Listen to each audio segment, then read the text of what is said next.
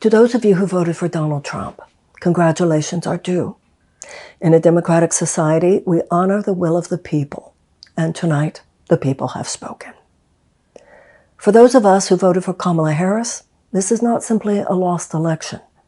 For millions, this result represents a collective state of trauma. The fears of authoritarianism among left-leaning Americans are very real, and in many ways legitimate.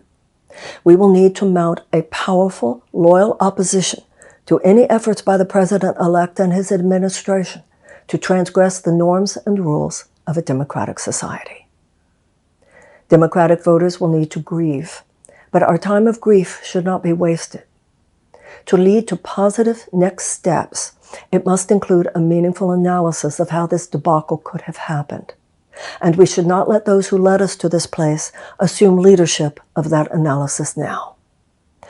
Acquiescence to the canned narratives of a few people who got us into this mess is not the way to get out of it.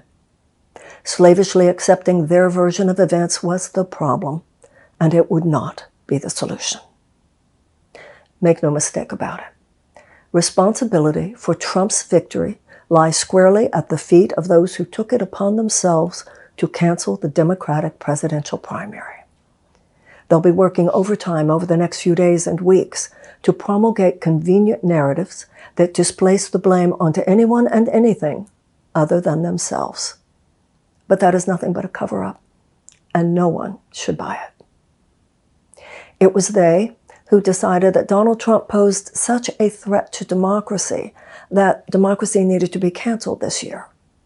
For the last year and a half, we should have been having a robust conversation among ourselves regarding what it would take to defeat Donald Trump this year.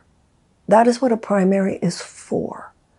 In a democracy, it's the voters, not party leaders and media elite, who are meant to choose the nominee. The appropriate role of a Democratic Party is to facilitate democracy, not engineer it. Its job is to stand back and let the voters decide who a nominee should be, and then step forward to support the people's choice. In this year's campaign, in an absurd perversion of the democratic process, the Democratic National Committee took it upon themselves to simply decide that Joe Biden would be the candidate, as they later simply decided to replace him with Kamala Harris at the head of the ticket. The outsized power of political parties has become the danger to democracy that both George Washington and John Adams warned that they might be. Their control of the process was exerted primarily through media and the internet. Narratives such as, "We don't primary incumbent presidents," are simply ridiculous. Many of us are old enough to remember that Senators Eugene McCarthy and Robert Kennedy Sr. primaried the sitting president, Lyndon Johnson. It was that which turned the fervor for ending the war in Vietnam into a decisive political factor that could no longer be ignored. Another such narrative was the notion that anyone running against Biden is a spoiler, totally contradicting the basics of a 7th grade civics class. You cannot be a spoiler if you're running in a primary. And it was said repeatedly, creating an almost trance-like state among Democratic voters, that no other credible or qualified candidates were running against the president. This was used to justify a de-amplification of any candidate who tried. First myself, then Bobby Kennedy Jr., then Dean Phillips were treated with various degrees of derision by these self-appointed protectors of our democratic project. What they really meant by credible was someone from their club, someone they chose.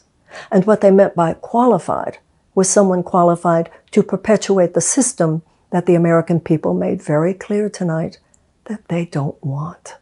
What we should have seen as qualified was someone able to foresee that this disaster was coming, should we look to the corporatized Democratic playbook in order to win this year. Someone not only who could explain why that was, but also present to the voters a reasonable and compelling agenda for exactly how to avoid this outcome. Instead, a relatively small group of people, men and women who apparently haven't strolled much outside their gated communities over the last few years to have even a clue as to what was really going on with the American people, assumed the position of deciders. Because Joe Biden had beaten Trump in 2020, this group of Democratic political and media elites assumed he had the best chance of beating him again. And they were certainly within their rights to hold that opinion. What was not within their rights, however, was to suppress any Democratic efforts at challenging that opinion. They assumed the authority, feeling entitled to do so, to basically choose the Democratic nominee this year, suppressing any genuine effort that might be posed by a primary challenger. We need more democracy, not less. And we need a major political party in this country dedicated unequivocally to the needs of the working people of the United States.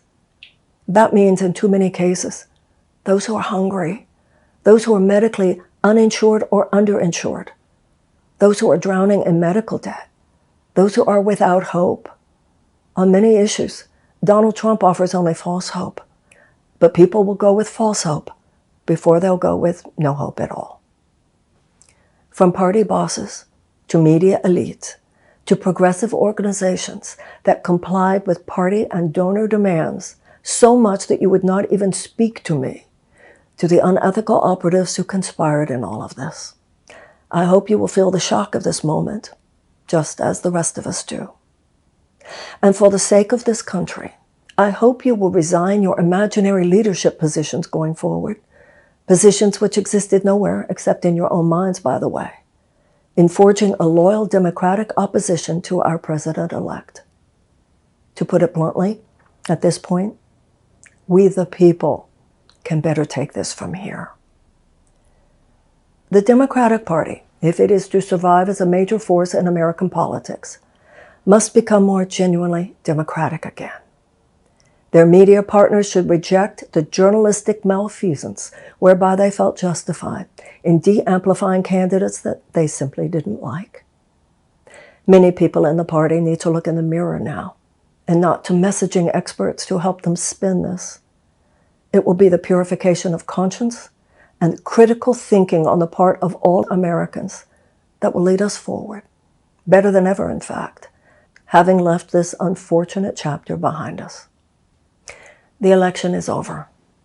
The days ahead are uncertain, but if we remain true to our hearts, dedicated to integrity, and committed to our country, then better times will still yet lie ahead. Thank you.